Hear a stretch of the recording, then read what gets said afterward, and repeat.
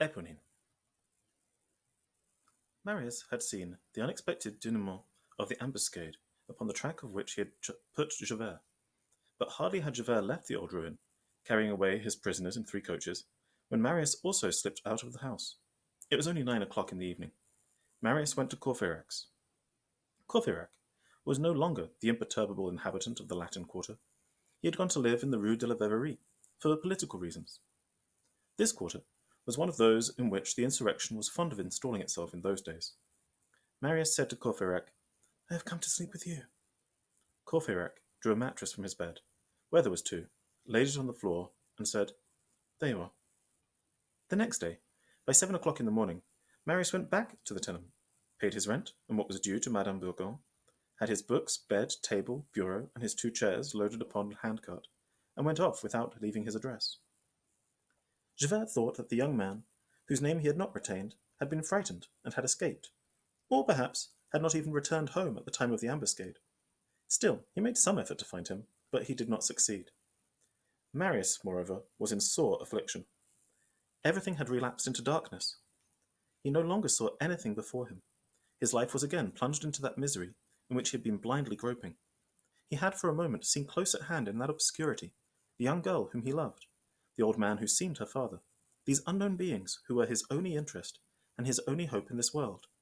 And at the moment he had thought to hold them fast, a breath had swept all those shadows away. Not a spark of certainty or truth had escaped even from that most fearful shock.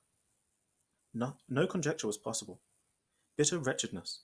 Marius had a passion in his heart and night over his eyes. He was pushed, he was drawn, and he could not stir. All had vanished except love. Even of love he had lost the instincts and the sudden illuminations. His whole life was now resumed in 2 words, an absolute uncertainty in impenetrable mist. To see her again. Her. He aspired to this continually. He hoped for it no longer. To crown all, want returned. He felt close upon him, behind him, that icy breath. During all these torments, and now for a long time, he had discontinued his work. And nothing is more dangerous than discontinued labor. It is habit lost. A habit easy to abandon, difficult to resume.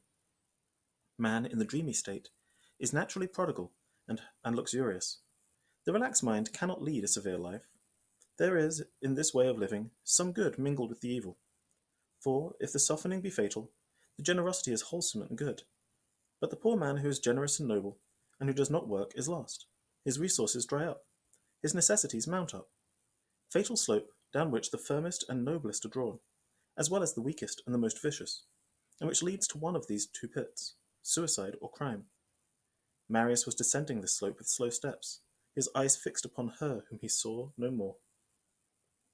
A single sweet idea remained to him, that she had loved him, that her eyes had told him so, that she did not know his name, but that she knew his soul, and that, perhaps, where she was, whatever that mysterious place might be, she loved him still.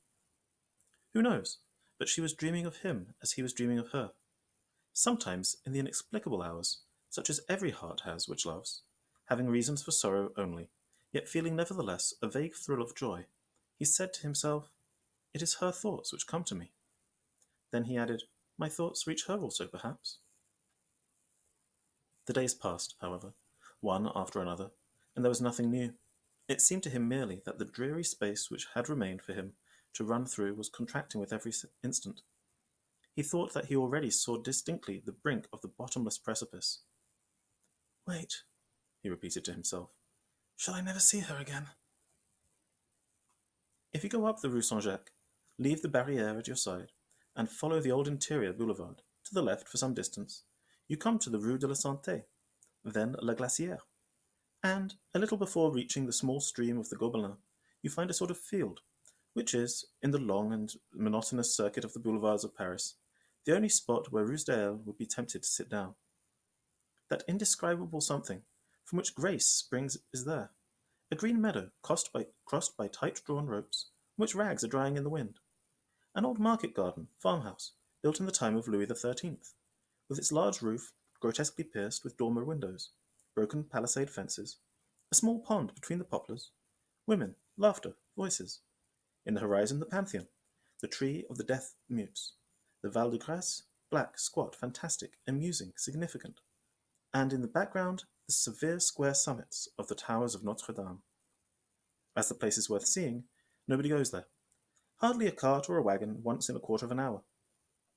It happened one day that Marius' solitary walks conducted him to this spot near this pond. That day there was a rarity on the boulevard, a passer. Marius, vaguely struck with the almost sylvan charm of the spot, asked this traveller, "What is the name of this place?" The traveller answered, "It is the Field of the Lark." And he added, "It was here that Ulbach killed the shepherdess of Ivory." But after that word, lark, Marius had heard nothing more. There are such sudden conjugations in the dreamy state which a word is sufficient to produce. This whole mind condenses abruptly about one idea, and ceases to be capable of any other perception. "Yes," said he, in the kind of unreasoning stupor peculiar to these mysterious asides. "This is her field. I shall learn here where she lives." This was absurd, but irresistible, and he came every day to this Field of the Lark. Part 2. Javert's triumph in the Gorbeau tenement had seemed complete, but it was not so. In the first place, and this was his principal regret, Javert had not made the prisoner prisoner. The victim who slips away is more suspicious than the assassin. It was probable that this personage, so precious a capture to the bandits, would not be a less valuable prize to the authorities. And then Montparnasse had escaped Javert.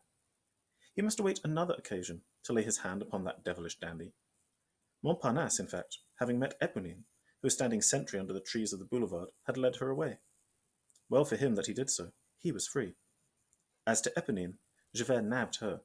Trifling consolation. Eponine had rejoined Azelme at Les Madelonettes. Finally, on the trip from the Gorbeau tenement to La Force, one of the principal prisoners, Claquesous, had been lost. Nobody knew how it was done. The officers and sergeants didn't understand it. He had changed into vapor, he had got out of the handcuffs, he had slipped through the cracks of the carriage, the fiacre was leaky, and had fled. Nothing could be said, save that on reaching the prison there was no Claquesous. There were either fairies or police in the matter. Had Claquesous melted away into the darkness like a snowflake in the water? Was there some secret connivance of the officers? Did this man belong to the double enigma of disorder and of order? There are such two-edged rascals. However it might be, Claquesous was lost. I was not found again. Javert appeared more irritated than astonished at it. As to Marius, that dolt of a lawyer, who was probably frightened, and whose name Javert had forgotten, Javert cared little for him. Besides, he was a lawyer. They are always found again. But was he a lawyer merely? The trial commenced. Part 3. Marius now visited nobody, but he sometimes happened to meet Father Mabeuf.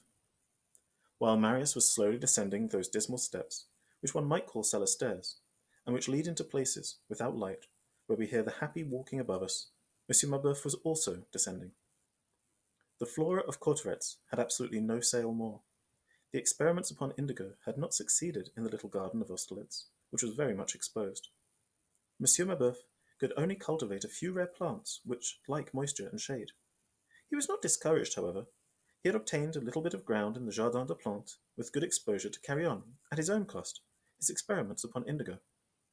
For this, he had put the plates of his flora into pawn. He had reduced his breakfast to 2 eggs, and he left one of them for his old servant, whose wages he had not paid for 15 months, and often his breakfast was his only meal. He laughed no more with his childlike laugh. He had become morose, and he now received no visits. Marius was right in not thinking to come. Sometimes, at the hour when M. Mabeuf went to the Jardin des Plantes, the old man and the young man met on the Boulevard de l'Hôpital. They did not speak, but sadly nodded their heads. It is a bitter thing that there should be a moment when misery unbinds. They had been two friends. They were two passers. M. Mabeuf now knew only his books, his garden, and his indigo.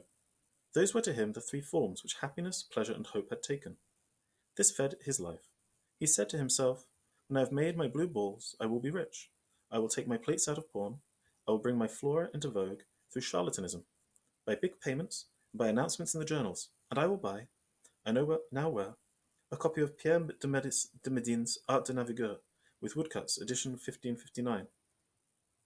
In the meantime, he worked all day on his indigo bed, and at night returned home to water his garden and read his books. Monsieur Mabeuf was at this time very nearly 80 years old. One night he saw a singular apparition. He had come home while it was still broad day. Mother Plutarque, whose health was poor, was sick and had gone to bed. He had dined on a bone on which a little meat was left, and a bit of bread which he had found on the kitchen table, and had sat down on a block of stone, which took the place of a seat in his garden. Monsieur Mabeuf had begun to look through, reading, by the way, with the help of his spectacles, two books which enchanted him, and in which he was even absorbed, a more serious thing at his age. His natural timidity fitted him, to a certain extent, to accept superstitions. The first of these books was the famous treatise of President de la on the inconstancy of demons. The other was the quarto of Maitre de la Rubaudière on the devils of Vauvert and the goblins of La Bièvre. This last book interested him the more, since his garden was one of the spots formerly haunted by goblins. Twilight was beginning to whiten all above, and to blacken all below. As he read, Father Mabeuf was looking over the book which he held in his hand, at his plants, and among others at a magnificent rhododendron, which was one of his consolations. There had been 4 days of drought, wind, and sun, without a drop of rain. The stalks bent over, the buds hung down, the leaves were falling. They all needed to be watered. The rhododendron especially was a sad sight. Father Mabeuf was one of those to whom plants have souls. The old man had worked all day on his indigo bed. He was exhausted with fatigue. He got up, nevertheless, put his books upon the bench, and walked, bent over, and with tottering steps, to the well. But when he had grasped the chain, he could not even draw far enough to unhook it. Then he turned and looked with a look of anguish toward the sky, which was filling with stars. The evening had that serenity which buries the sorrows of a man under a strangely dreary yet eternal joy. The night promised to be as dry as the day had been. Stars everywhere, thought the old man. Not the smallest cloud, not a drop of water.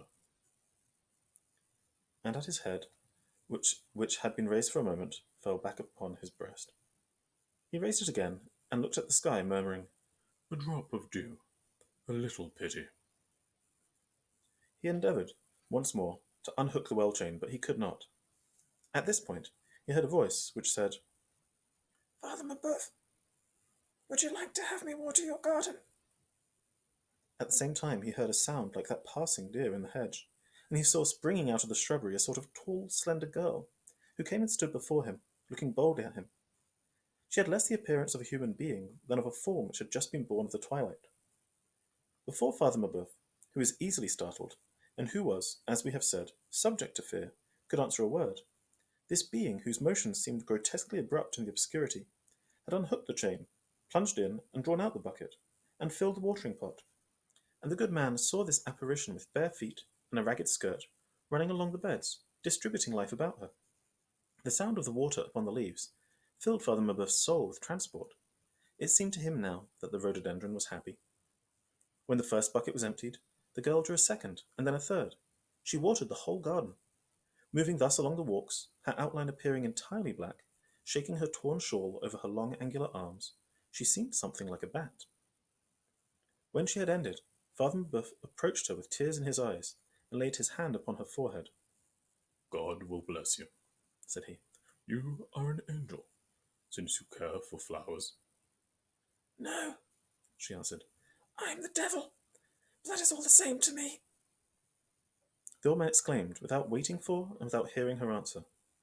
What a pity that I am so unfortunate and so poor that I cannot do anything for you. You can do something, said she. What? Tell me where Monsieur Marius lives. The old man did not understand. What Monsieur Marius? He raised his glassy eye and appeared to be looking for something that had vanished. A young man who used to come here. Meanwhile, Monsieur Mabeuf had fumbled in his memory. Ah, yes, he exclaimed. I know what you mean. Listen, now. Monsieur Marius, the Baron Marius Pontmercy, yes, he lives. Or rather, he does not live there now. Ah, well, I don't know. While he spoke, he had bent over to tie up a branch of the rhododendron, and he continued. Ah, I remember now. He passes up the boulevard very often, and goes toward La Glacière, Rue Courbarbe, the Field of the Lark. Go that way. He isn't hard to find. When Monsieur Mabeuf rose up, there was nobody there. The girl had disappeared. He was decidedly a little frightened. Really, Thought he. if my garden were not watered, I should think it were a spirit. An hour later, when he had gone to bed, this returned to him, and as he was falling asleep, at that troubled moment when thought, like that fabulous bird which changes itself into fish to pass through the sea, gradually takes the form of dream to pass through sleep, he said to himself confusedly, Indeed, this much resembles what Robertia relates of the goblins. Could it have been a goblin? Part 4. One morning, Marius had gone to take a little walk, hoping it would enable him to work on his return. It was eternally so. As soon as he rose in the morning, he sat down before a book and a sheet of paper to work upon some translation. He read 4 lines, tried to write one of them, could not, saw a star between his paper and his eyes, and rose from his chair, saying, I will go out. That'll put me in trim. And he would go to the field of the lark. That morning he heard behind and below him, on both banks of the stream, the washerwomen of the Gobelins beating their linen, and over his head the birds chattering and singing in the elms. On the one hand the sound of liberty, of happy unconcern, of winged leisure, on the other the sound of labour, a thing which made him muse profoundly, and almost reflect these 2 joyous sounds. All at once, into the midst of his ecstasy of exhaustion, he heard a voice that was known to him say, Ah, there he is. He raised his eyes, and recognized the unfortunate child who had come to his room one morning, the elder of the Thénardier girls, Eponine. He now knew her name. Singular fact, she had become more wretched and more beautiful, 2 steps which seemed impossible. She had accomplished a double progress towards the light and towards distress. She was barefooted and in rags, as on the day when she had so resolutely entered his room. Only her rags were 2 months older, the holes were larger, the tatters dirtier. It was the same rough voice, the same forehead tanned and wrinkled by exposure, the same free, wild, and wandering gaze. She had, in addition to her former expression, that mixture of fear and sorrow which the expression of a prison adds to misery. And, with all this, she was beautiful. What a star thou art, O youth! Meantime she had stopped before Marius, with an expression of pleasure upon her livid face, and something which resembled a smile. She stood for a few seconds, as if she could not speak. Have you found it, then? Said she at last. Father Mabeuf was right. It was on this boulevard. How I have looked for you, if only you knew. Do you know? I've been the jug a fortnight. They've let me out, seeing that there was nothing against me. And then I was not of the age of discernment. It lacks 2 months. Oh, how I have looked for you. It's 6 weeks now. You don't live there any longer. No, said Marius. Where do you live now? Marius did not answer. Oh, She continued. you have a hole in your shirt. I must mend it for you. She resumed with an expression which gradually grew darker. You don't seem glad to see me. Marius said nothing. She herself was silent for a moment, and exclaimed, But if I would, I could easily make you glad. How? Inquired Marius. What does that mean? Ah, you used to speak more kindly to me, Replied she. Well, what is it that you mean? She bit her lip. She seemed to hesitate, as if passing through a kind of interior struggle. At last she appeared to decide upon her course. So much the worse. It makes no difference. You look sad. I want you to be glad. But promise me that you will laugh. I want to see you laugh and hear you say, Ah, well, that is good. Poor Monsieur Marius. You know you promised me that you would give me whatever I should ask. Yes, but tell me. She looked into Marius' eyes and said, I have the address. Marius turned pale. All his blood flowed back into his heart. What address? The address you asked me for. She added as if she were making an effort. The address. You know well enough. Yes, stammered Marius. Of the young lady. Having pronounced this word, she sighed deeply. Marius sprang up from the bank on which he was sitting, and took her wildly by the hand. Oh, come, show me the way, tell me.